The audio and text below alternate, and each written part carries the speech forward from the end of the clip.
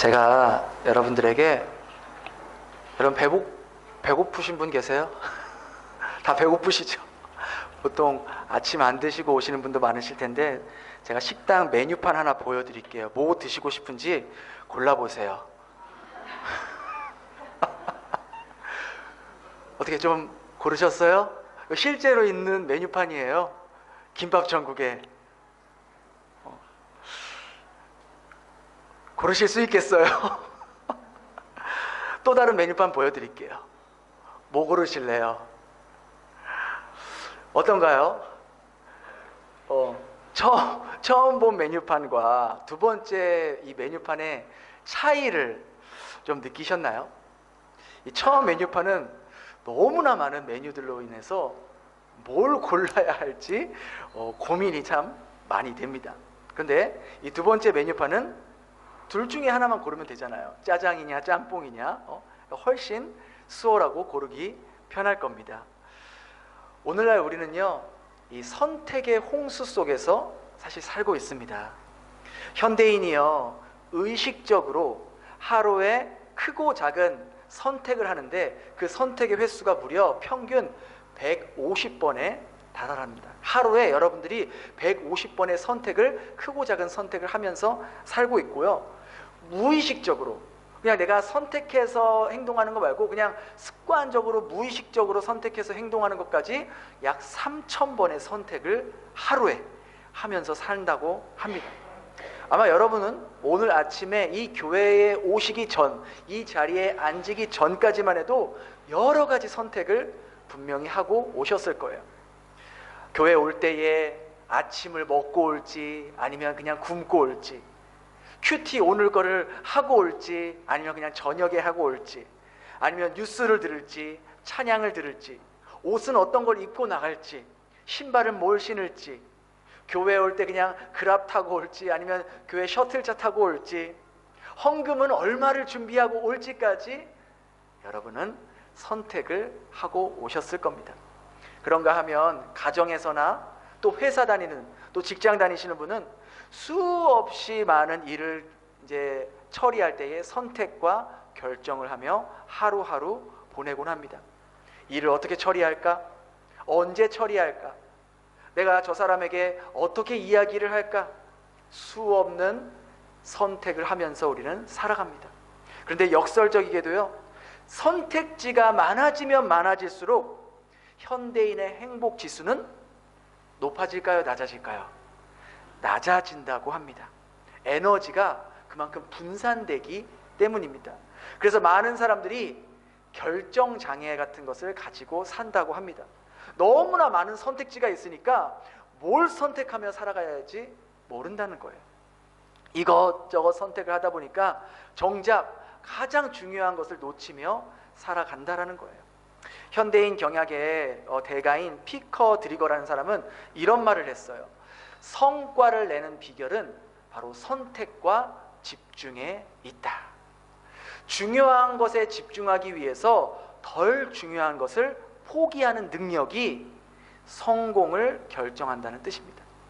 여러분도 한 번쯤 이 말 들어보았을 거예요. 그죠? 선택과 집중. 사실 이 말은요, 우리 사회 전반적으로 많이 사용되고 있습니다. 너무 많은 일을 하다 보면 일은 일대로 안 되고 힘은 힘대로 들고 결과도 맺지 못할 때가 많다는 것이죠. 여러분, 이런 모습은요, 우리 신앙생활에도 동일하게 적용이 됩니다. 우리는 너무나 많은 곳에 우리의 마음을 뺏기며 살아가고 있습니다. 하루하루 처리해야 될 수많은 일들, 또 돈의 수입과 지출의 흐름, 주변 사람들과의 관계와 그 사람들의 시선, 또 사람들의 인정, 이것저것 해보고 싶은 그런 마음들이 우리 영혼에 덕지덕지 붙어 있다 보니까 시간은 시간대로 쫓기고 마음은 마음대로 복잡해져서 열매 역시 부실해질 수밖에 없다라는 거예요. 그래서 예수님은요, 우리 인생에 풍성한 열매를 맺기 위해서 오늘 말씀을 통해 바로 선택과 집중에 대해서 말씀하고 계십니다. 오늘 말씀을 통해서 우리가 선택해야 하고 집중해야 하는 것은 무엇인지를 깊이 우리가 한번 생각해 보는 시간을 가질 수 있길 바랍니다. 우리 1절 다시 한번 같이 읽겠습니다. 시작. 나는 전 포도나무요. 이 말씀을 통해서 우리가 먼저 선택해야 할 것은 바로 생명의 선택이라는 거예요. 생명의 선택. 예수님은요, 지금 당신을 참 포도나무이고 아버지, 즉 하나님을 농부라고 표현하십니다. 이것은 아버지와 아들의 관계를 농부와 포도나무의 관계로 확장하심으로써 서로 뗄래야 뗄 수 없는 관계라는 것을 다시 한번 말씀하고 계십니다. 예수님이 참 포도나무라고 말씀하신 것은 진짜, 리얼, 건강한, 온전한, 진정한 포도나무라는 그러한 의미예요. 구약에서는요, 이스라엘을 보통 포도나무로 비유하며 상징했습니다. 하지만 하나님의 포도나무인 이스라엘이 하나님이 원하시는 합당한 열매를 맺는데 실패했어요. 그러나 참 포도나무 대신 우리 예수님께서 이스라엘이 실패한 이 합당한 열매를 온전히 이루시는 분임을 나타내기 위해서 당신을 나는 참 포도나무라고 말씀하신 겁니다. 또한 예수님께서 당신을 참 포도나무라고 표현하신 것은 이 세상에는 가짜 포도나무도 많이 있고 포도나무이긴 하지만 참 포도나무가 아닌 나쁜 포도나무, 질 나쁜 포도나무도 많이 있다는 것을 의미하는 것이죠. 여러분, 이 포도나무가 보이십니까? 겉보기에는 여느 포도나무와 다를 것이 없어 보입니다. 하지만 어느 누구도 이 포도나무에는 물을 주거나 거름을 주거나 가꾸지 않습니다. 왜 그런지 아세요? 이 포도나무는요, 뼈대를 철골로 만든 가짜 포도나무이기 때문입니다. 여기에 아무리 시간과 공과 에너지를 들여도 열매가 안 맺혀진다는 것이죠. 가짜 포도나무에는 진정한 생명이 없기 때문이에요. 그런데 많은 경우 우리의 인생을 이렇게 진정한 생명이 없는 가짜 나무 혹은 온전치 못한 나무에 붙어서 살아가는 경우가 너무나도 많다는 것이죠. 설문조사에 따르면요, 직장인의 80% 이상이 성공을 위해 번아웃을 감수한다라고 답했습니다. 돈과 세속적인 성공이라는 그 나무에 온 힘을 다해서 매달려 보지만 돌아오는 것은 마른 가지처럼 비틀어진 영혼뿐이라는 것이죠. 세상이라는 나무에 붙어 있으면 세상의 열매, 즉 육의 열매를 맺게 되는 거예요. 여러분은 지금 어떤 나무에 붙어 살고 있습니까? 세상 속 화려해 보이지만 생명이 없는 가짜 나무에 붙어 있기 위해서 내 삶에 에너지를 쏟고 있지는 않으십니까?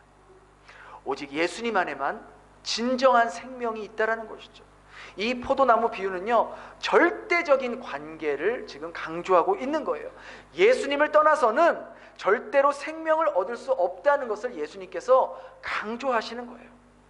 그러나 참된 포도나무 되시고 영원한 생명이신 그 예수님 곁에 우리가 붙어 있기만 하면 농부이신 그 하나님께서 가장 기뻐하시고 가장 원하시는 생명의 열매를 맺게 하신다는 것이죠. 그래서 참 포도나무 대신 예수님께 붙어 있는 것이 생명을 위한 선택이 될 수 있다는 것이죠.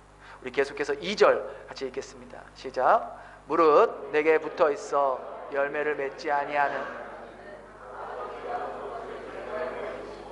무릇 열매를 맺는 가지는 더 열매를 맺게 하려 하여 그것을 깨끗하게 하시니라. 두 번째는 바로 열매를 위한 선택을 해야 한다는 것이죠. 왜 2절을 다시 보면은요, 열매를 맺지 못한 가지는 이 가지가 예수님으로부터 지금 떨어진 가지라고 했어요? 아니면 예수님으로부터 붙어 있는 가지라고 했어요? 어떤 가지라고 그랬어요? 예수님께 붙어 있는 가지예요. 여러분 생각해 보세요. 예수님께 붙어 있는데 예수님께 붙어 있는 가지가 열매를 맺지 않을 수 있을까요? 그렇잖아요. 근데 예수님은 지금 내게 붙어 있는 열매를 맺지 아니하는 가지, 그렇게 말씀하셨거든요. 그러니까 예수님께 붙어 있지만 열매를 맺지 못하는 가지들도 있다라는 거예요. 이 가지들은 어떤 가지들일까요? 예수님은요, 나를 믿는다고 해도 그 믿음이 나와의 온전한 관계에 의한 믿음이 아니라 자신들의 사적 욕망과 기적만을 따르며 쫓아다니는 사람들의 모습을 지금 말하고 있는 거예요. 이들은 예수님께 붙어 있는 것처럼 보이지만 실상은 예수님과의 인격적인 관계를 맺지 못하고 있는 그런 사람들입니다. 그렇기 때문에 예수님이 원하시는 열매를 맺을 수 없다라는 거예요. 그러면서 상대적으로 열매를 맺는 가지는 더 좋은 열매를 맺기 위해서 그 열매를 맺지 못한 가지들을 어떻게 하신다 그래요? 잘라버리신다고, 제거해버리신다라고 말씀합니다. 포도나무에 달려있는 수많은 가지와 잎사귀는요, 풍성해 보이기는 할지 몰라도 진짜 열매를 맺는 일에는 오히려 방해가 되기 때문인 거예요. 줄기에서부터 올라오는 그 나무의 영양분이 사방으로 퍼져서 정작 꼭 필요한 곳에, 열매를 맺어야 하는 곳에 가지 못하게 방해한다는 거예요.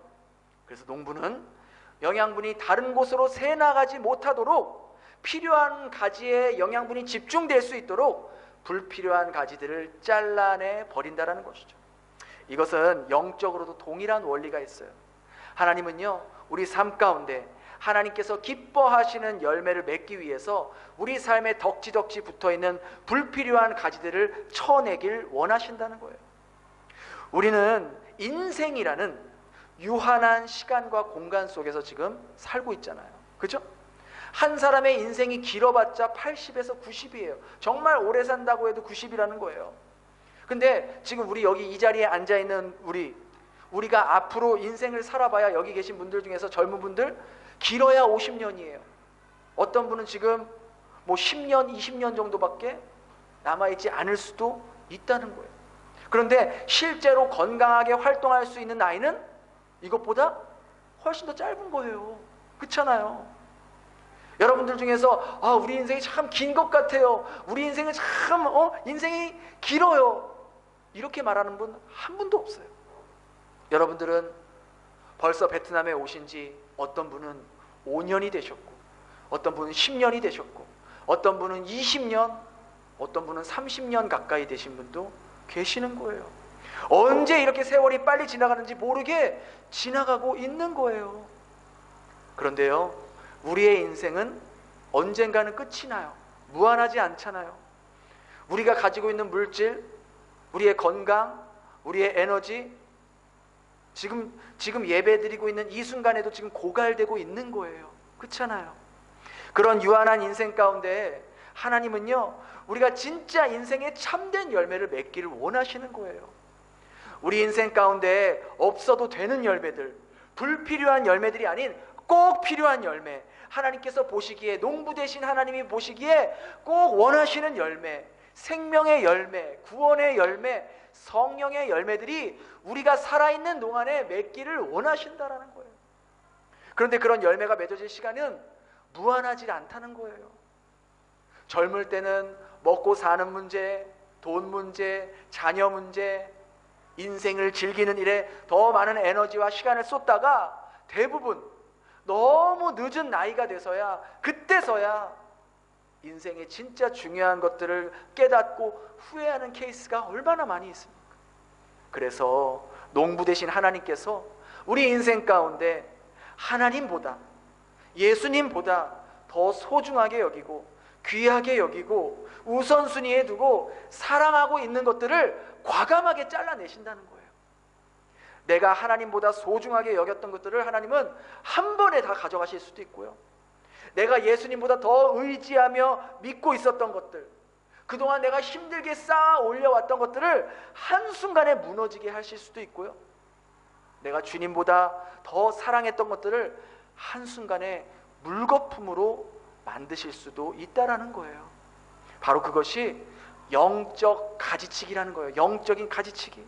그런 가지치기가 있을 때 우리 마음 가운데 너무나도 괴롭습니다. 힘들죠. 고통스럽습니다. 그럴 때 하나님 왜 그러세요? 왜 저한테 이러세요? 도대체 이렇게 하시는 이유가 뭐예요? 라고 묻게 되지만, 우리가 왜라는 질문 대신에 제가 이 상황에서 하나님 무엇에 집중하기를 원하십니까? 라고 주님께 물어볼 수 있어야 되는 거예요. 왜가 아니라 무엇에 우리는 집중해야 한다는 것이죠. 그때 하나님께서 왜 내 삶에 가지치기를 허락하셨는지를 깨달을 수 있게 된다는 거예요. 그리고 우리는 이러한 영적인 가지치기가 있어야 비로소 예수님께만 집중하는 삶을 살 수 있고, 예수님께 집중하는 삶을 살아갈 때 예수님으로부터 공급받을 수 있는 그 영적인 영양분을 공급받으며 하나님께서 기뻐하시는 참된 열매를 맺는 삶이 이어질 수 있다는 거예요. 우리 계속해서 4절과 5절 같이 읽겠습니다. 시작. 내 안에 거하라. 붙어 있지 아니하면 스스로 열매를 맺을 수 없음같이 너희도 내 안에 있지 아니하면 그러하리라. 나는 포도나무요 너희는 가지라. 그가 내 안에 내가 그 안에 거하면 사람이 열매를 많이 맺나니 나를 떠나서는 너희가 아무것도 할 수 없습니다. 마지막으로 우리가 선택과 집중해야 하는 것은 바로 예수님께 붙어있는 선택을 해야 된다는 거예요. 4절에 보면 내 안에 거하라. 오늘 본문에 보면은요, 오늘 큐티 하신 분은 아시겠지만 거하라는 단어가 굉장히 많이 나옵니다. 계속해서 예수님께서 거하라, 거하라, 거하라. 근데 이 거하라는 원어적 의미는 밀착해서 붙어 있는 것을 의미합니다. 가지가 나무에 붙어 있어야 할 이유가 뭐겠어요? 그 이유는 분명합니다. 가지가 나무에 붙어 있지 않으면 스스로 열매를 맺을 수 없기 때문이에요. 가지는 열매를 맺으려고 막 혼자 노력하거나 애쓰는 그런 존재가 아니잖아요.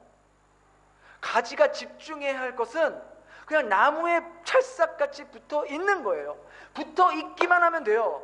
붙어 있으면 저절로 나무로부터 영양분을 공급받고 때가 되면 열매를 맺는 거예요. 아마 이런 모습과 비슷한 것 같아요.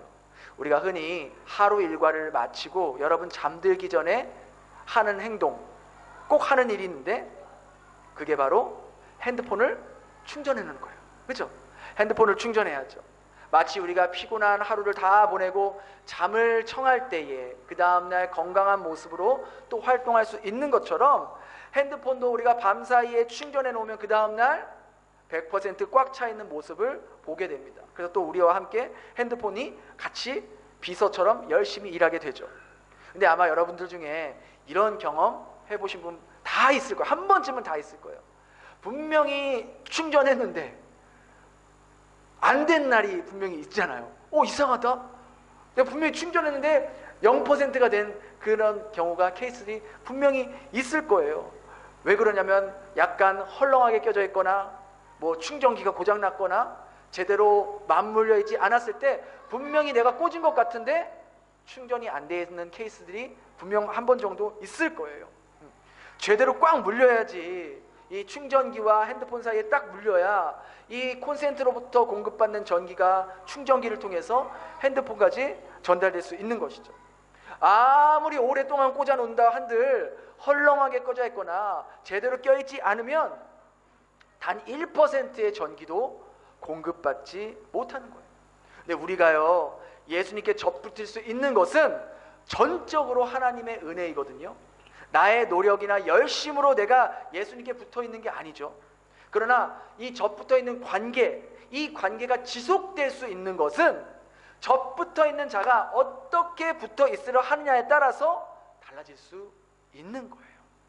예수님은 언제나 우리를 꽉 붙잡고 붙들려고 하시는데 우리가 그 예수님을 붙들려 하지 않는다면 마치 붙어 있는 것처럼 보여도 헐렁하게 붙어 있어서 단 1%도 충전되지 못하는 이 핸드폰과 같이 주님으로부터 그 어떤 영적인 자양분도 공급받을 수 없게 된다라는 거예요.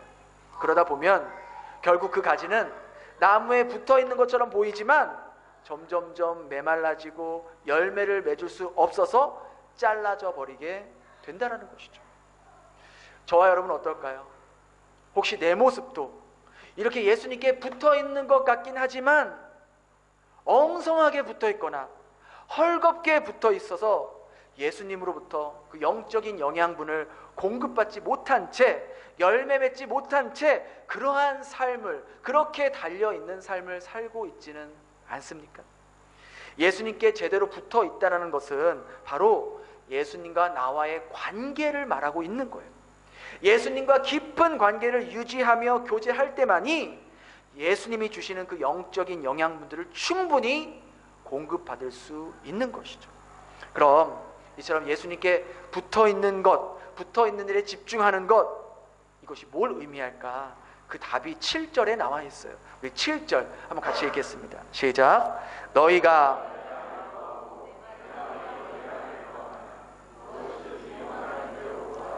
그리하면 이루리라. 우리가 예수님과 깊은 관계를 맺고 예수님께 붙어 있는 것, 이것은 곧 예수님의 그 말씀이 우리 안에 깊숙이 심겨져 있다는 것을 의미하는 거예요.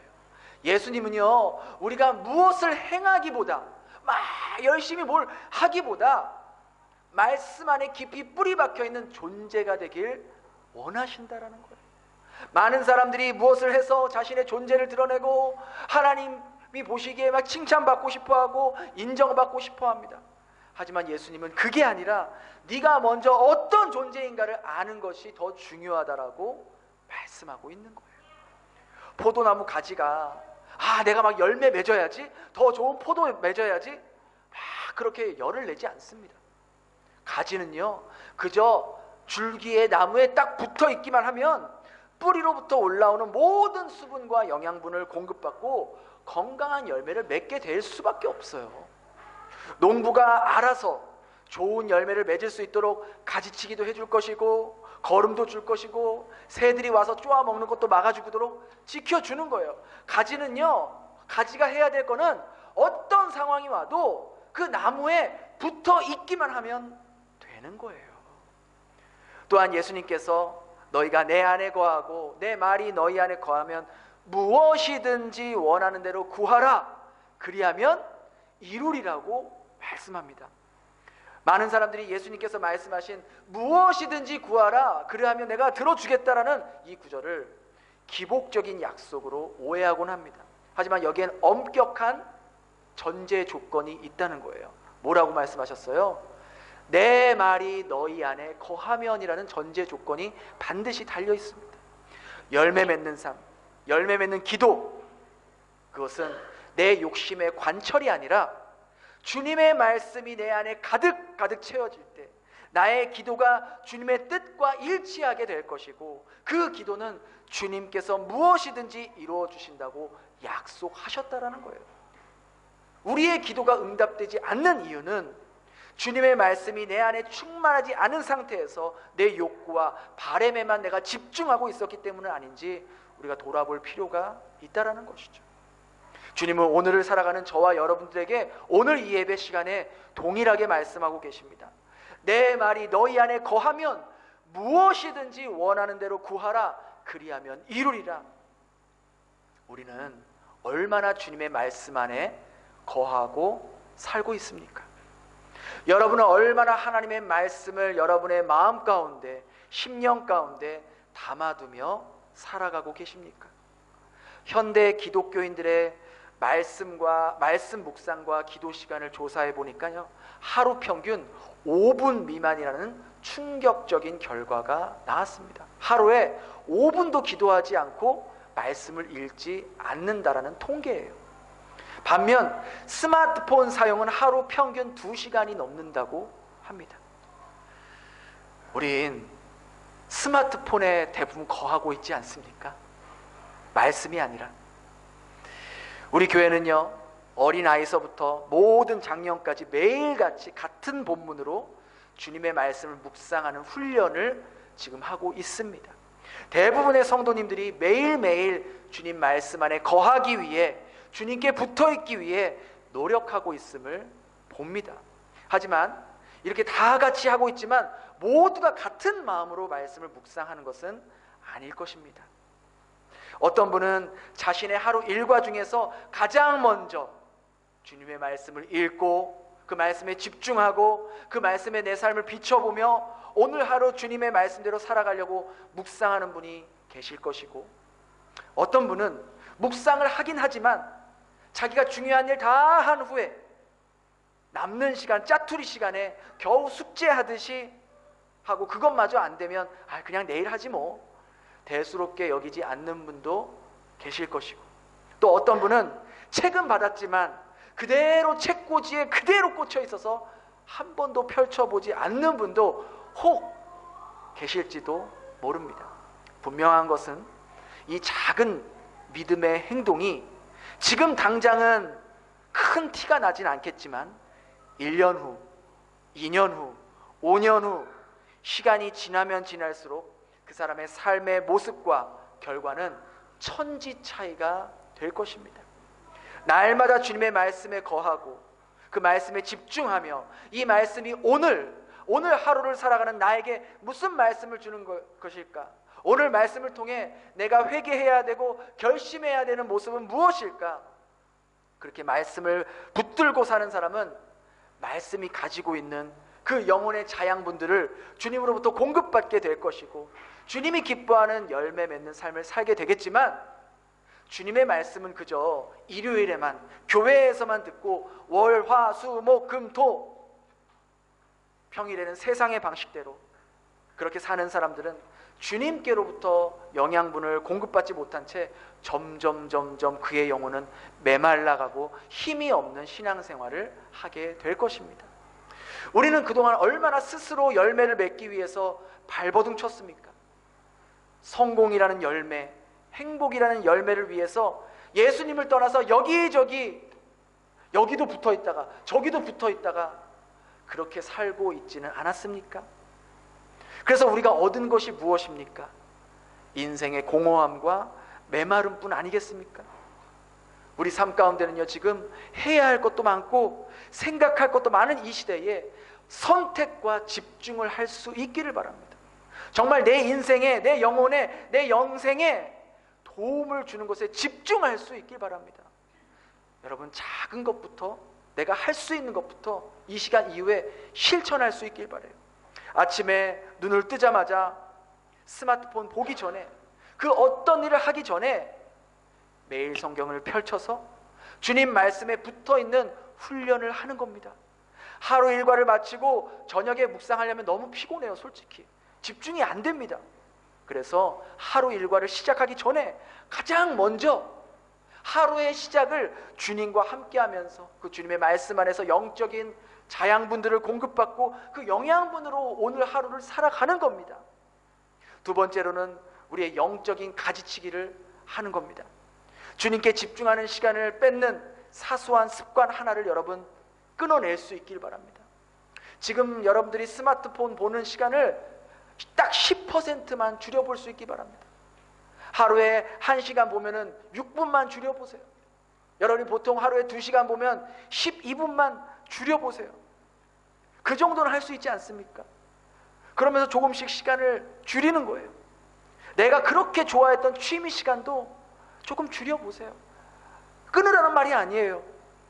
여러분, 솔직히 취미는요, 나만을 위한 거예요. 나를 위한 거예요. 나의 만족만을 위한 거예요. 그 시간을 하되 조금만 줄여보세요. 그리고 그 줄인 시간을 어떻게 활용하면 주님이 기뻐하는 시간으로 다시 사용할 수 있을까 기도하며 생각해 볼 수 있길 바라요. 그럼 반드시 성령님께서 여러분에게 생명의 열매를 맺는 길로 분명히 인도하실 거예요. 그 밖에 오늘 말씀을 통해서 내 모습 가운데 영적인 가지치기를 해야 되는 그러한 필요한 부분을 말씀을 통해서, 기도를 통해서, 예배를 통해서 주님께서 가르쳐 주신다면 그 부분을 잘라낼 수 있길 바랍니다. 여러분이 주님께 집중하기로 선택할 때 여러분의 삶에는 여러분의 능력을 뛰어넘는 성령의 열매가 반드시 맺힐 겁니다. 세상이 줄 수 없는 그 평안과 기쁨이 여러분의 가정과 일터에 강물처럼 흐르게 될 것입니다. 이 풍성한 포도나무의 복이 사랑하는 여러분 가정과 또 여러분 일터 가운데 함께 하시길 주님의 이름으로 축원합니다. 우리 시간 그렇게 찬양하면서 함께 결심하면서 기도할 수 있길 바랍니다.